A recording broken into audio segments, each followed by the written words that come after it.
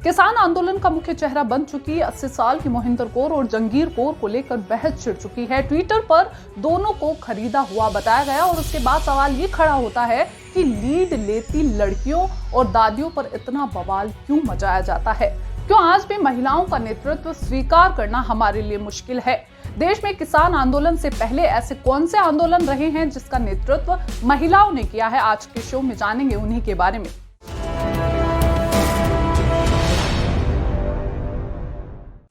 नए कृषि कानूनों के खिलाफ दिल्ली समेत अन्य राज्यों में चल रहे किसानों के विरोध प्रदर्शन की पोस्टर गर्ल हैं ये दादियां। बठिंडा की मोहिंदर कौर और बरनाला की जंगीर कौर दोनों ही उम्र के 80वें पड़ाव पर हैं और झंडा लिए इस आंदोलन में सबसे आगे चलते दिखाई देती हैं। सोशल मीडिया पर इस समय ये दोनों दादियां सुर्खियां बटोर रही हैं। दरअसल जब झंडा हाथ में लिए मोहिंदर कौर की तस्वीर वायरल हुई तो बॉलीवुड अभिनेत्री कंगना रनौत ने ट्विटर पर उन्हें शाहीन बाग वाली दादी बना दिया।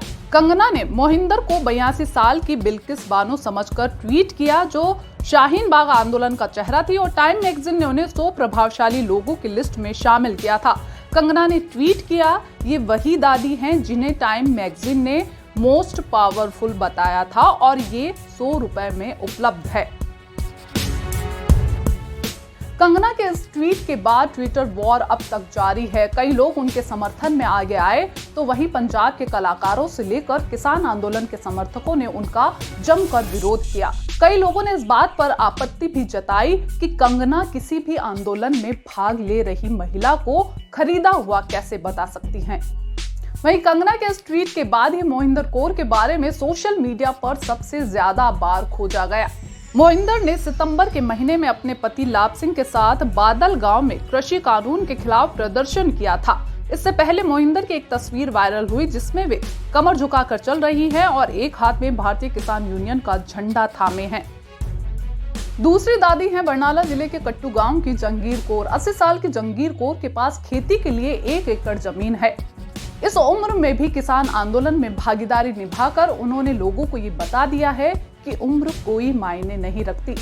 जंगीर कौर कहती हैं कि मैं चाहती हूं कि सरकार हमारी मांगों पर ध्यान दे ताकि हमें अपनी जमीनें खोने का डर ना रहे। ऐसा पहली बार नहीं है जब किसी आंदोलन में महिलाओं ने बराबरी की भूमिका निभाई हो या उसका चेहरा बनी हो। देश में इससे पहले भी ऐसे कई आंदोलन देखे गए हैं जिनमें महिलाएं पहली पंक्ति में खड़ी नजर आई। आजाद भारत का ऐसा ही बड़ा आंदोलन रहा है चिपको आंदोलन। जब मार्च 1973 में सरकार ने उत्तराखंड के 300 पेड़ काटने के लिए एक व्यापारी को नीलाम कर दिए थे, तब केदार घाटी के रामपुर फाटा में जंगलों को काटने के लिए पहुंचे लोगों का स्थानीय लोगों के साथ कई महिलाओं ने विरोध किया था। तब 72 वर्षीय श्यामा देवी ने महिलाओं का नेतृत्व किया। श्यामा देवी ने स्थानीय महिलाओं को एक किया और पूरा रामपुर फाटा चिपको आंदोलन के नारों से गूंज उठा। ये वही श्यामा देवी हैं जो 60 के दशक में उत्तराखंड तब के पहाड़ी इलाकों में शराब विरोधी आंदोलन में बड़ी भूमिका निभा चुकी हैं। चिपको आंदोलन महिला नेतृत्व का एक विस्तृत स्वरूप है जो कुछ पैराग्राफ में नहीं समेटा जा सकता। फिर भी कुछ नाम अग्रणी रहे हैं। उत्तराखंड के रेणी गांव में चिपको आंदोलन में महिलाओं की अगुवाई गौरा देवी ने की। तब सैकड़ों महिलाओं ने अपनी टुकड़ियां बनाई और अलकनंदा घाटी के जंगलों की रखवाली के लिए जो विरोध किया उसके बाद सरकार को यहां पर पेड़ों की कटाई को प्रतिबंधित करने पर मजबूर होना पड़ा।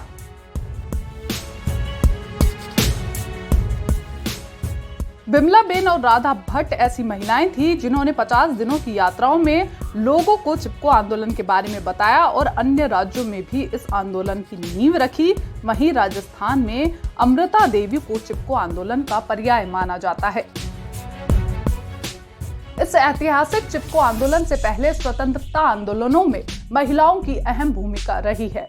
आजादी से पहले की बात करें तो कस्तूरबा गांधी का नाम भी खास है। 1922 में जब महात्मा गांधी गिरफ्तार किए गए और उन्हें 6 साल की सजा हुई तब वे 53 साल की थी। उन्होंने गांधी जी को गिरफ्तार करने के विरोध में हुए आंदोलन को शुरू किया।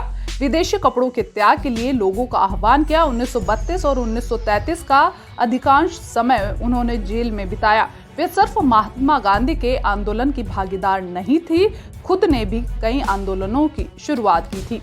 1939 में राजकोट में प्रदर्शन करते हुए भी उन्हें सविनय अवज्ञा के अभियोग में नजरबंद कर दिया गया था। 9 अगस्त 1942 को महात्मा गांधी के गिरफ्तार होने पर कस्तूरबा ने शिवाजी पार्क मुंबई में सभा को संबोधित किया, जहां से उन्हें गिरफ्तार कर लिया गया। उनके अलावा एनी बेसेंट और सरोजनी नायडू 2 ऐसे नाम हैं जिन्होंने आजादी के आंदोलन में इंडियन नेशनल कांग्रेस का नेतृत्व किया, लेकिन दोनों की चर्चा नहीं होती है।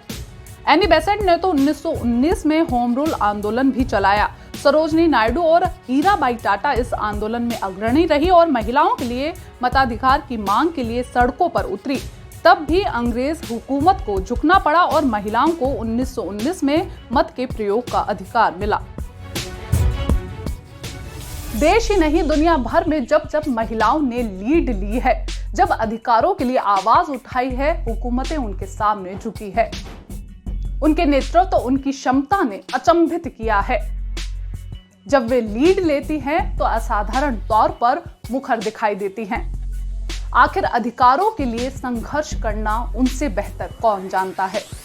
ये शो आपको कैसा लगा और किस तरह के मुद्दों को यहाँ पर उठाया जाना चाहिए, कमेंट बॉक्स में जरूर लिखें। शो देखने के लिए शुक्रिया।